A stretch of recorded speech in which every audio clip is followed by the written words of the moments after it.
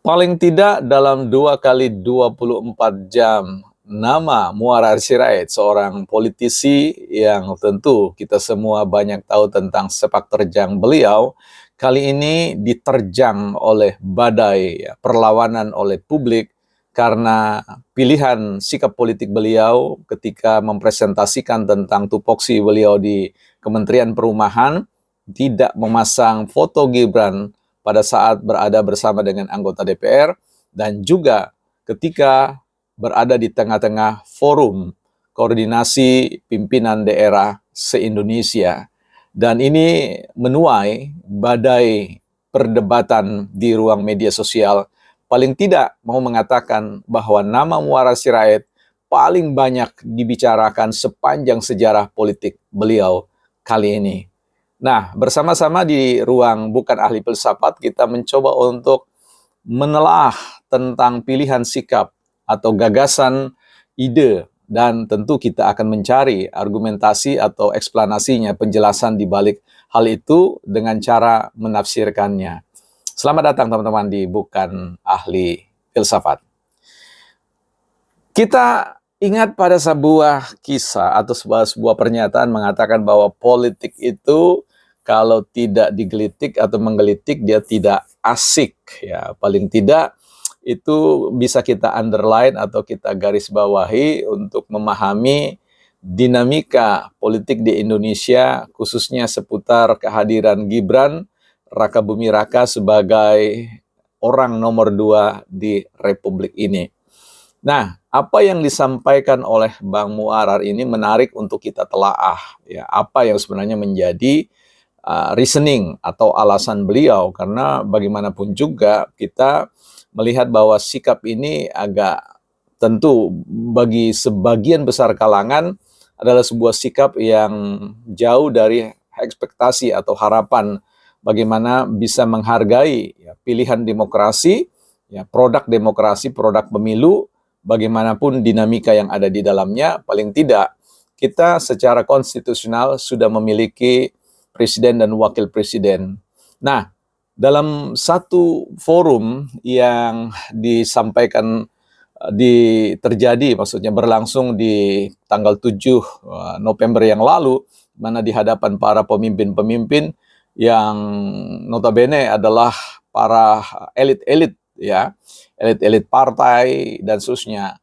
Beliau menyampaikan satu presentasi yang tidak menghadirkan foto Gibran.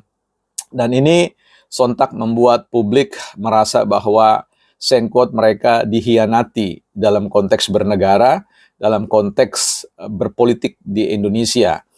Apa yang dikatakan oleh Bang Muarar terkait dengan argumentasi mengapa beliau tidak dengan sengaja dan sesadar-sadarnya untuk tidak memasang foto Gibran karena tagline atau pemikiran yaitu satu komando, satu barisan, satu jiwa, dan satu hati. Kita tidak pernah tahu yang dimaksudkan dengan beliau dengan satu komando, satu hati, satu barisan, satu jiwa itu apakah hanya menyangkut tentang segelintir elit di dalam ya kabinet merah putih Prabowo dan Gibran. Tetapi kita perlu melihat bahwa persoalan ini harus ditelaah, harus ditinjau, harus dipikirkan, harus direfleksikan dari perspektif hulu dan hilir. Kita tahu bahwa proses demokrasi kita dalam kontestasi politik pemilihan Pilpres dan Wakil Pres itu sudah menyertakan foto Prabowo dan Wakil Presiden Gibran Rakabuming itu sejak mereka dideklarasikan. Sejak saat itu foto yang adalah foto Prabowo dan Gibran ada di dalam kertas-kertas suara. Dan kertas-kertas suara itu ditawarkan kepada konstituen, ditawarkan kepada publik warga negara yang secara konstitusional memiliki hak pilih mereka. Sehingga ketika mereka menatap pilihan Prabowo dan Gibran, mereka bersepakat dan akhirnya 58% mayoritas penduduk Indonesia memilih dan memenangkan Prabowo.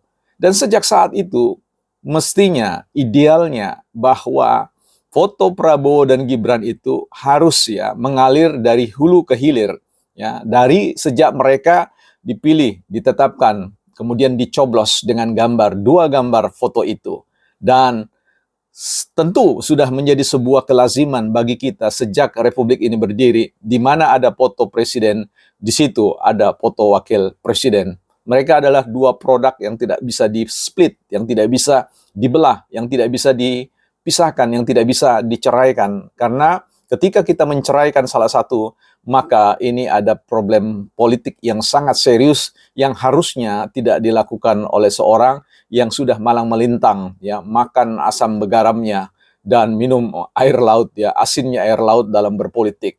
Dan inilah yang kemudian menjadi sebuah respon yang kritis, yang harapannya tentu apa yang disampaikan oleh Bang Muarar ini perlu dikaji.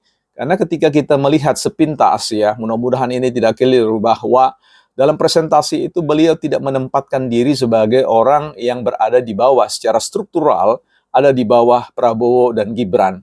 Nah, beliau menempatkan seolah-olah Gibran itu adalah ban serep, ya, ban dalam atau ban apa, yang kemudian bisa dengan seenaknya dipermalukan. Ya, quote, dipermalukan, karena menurut saya beliau belum minta izin dan tidak diberi izin. Ya, pastinya harus tidak diberi izin. Karena ketika dalam istilah domino ini istilahnya kandang paksa. Jadi dipaksa di hadapan forum, langsung mengatakan izin untuk tidak memoto atau memasang gambar wakil presiden karena alasan satu komando, satu barisan, satu hati, satu jiwa, dan seterusnya. Saya kira alasan seperti ini, permintaan izin itu di hadapan dengan kandang paksa seperti itu adalah sebuah proses berpolitik yang tidak beretika, ya, atau perlu Bang Ara menyampaikan itu dengan jikalau memang itu merupakan saran dan permintaan dari wakil presiden, mungkin, ya, itu masih bisa dimaklumi. Walaupun itu pun kita tetap akan menyarankan kepada wakil presiden untuk tidak memberi izin kepada siapapun untuk tidak menyertakan foto. Ya, ini menjadi sebuah catatan yang penting. Karena sekali lagi, publik tidak memilih Prabowo seorang diri. Publik memilih Prabowo dan Gibran. Dan keterpilihan itu, pemberian suara itu karena memang ada faktor-faktor di mana ada Gibran di situ sebagai wakil presiden, sehingga, ya, semua yang memilih Prabowo dan juga memilih Gibran pada akhirnya bersinergi, berkolaborasi, dan terjadilah apa yang disebut dengan realitas politik hari ini. Kalau kita bicara tentang sikap Muara, abang kita Muarar Sirait ini, mungkin saja beliau berpikir bahwa sedang menyenangkan semua pihak atau dengan prinsip win-win solution, ya, bahwa satu sisi Gibran disenangkan karena dihantar untuk bisa duduk sebagai wakil presiden. Kemudian Prabowo dihantar untuk mendapatkan kesenangan bahwa beliau, ya, dikedepankan dalam segala hal sebagai komando tertinggi. Dan sementara pihak yang menolak Gibran disenangkan dengan tidak dihadirkannya foto Gibran Rakabumi sebagai wakil presiden.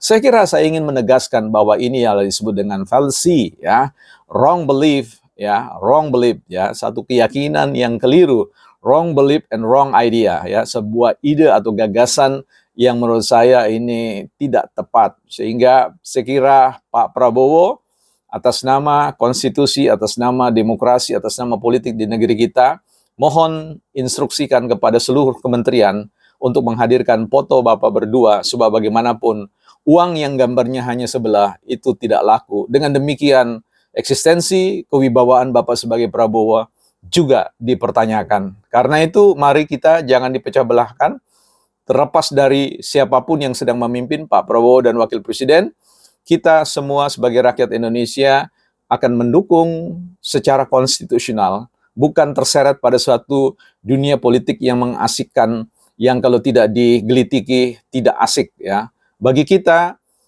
tidak memampang foto wakil presiden itu bukanlah politik yang sesungguhnya, tapi itu adalah politik yang chaos, politik yang akan menyebabkan keterpecah belahan.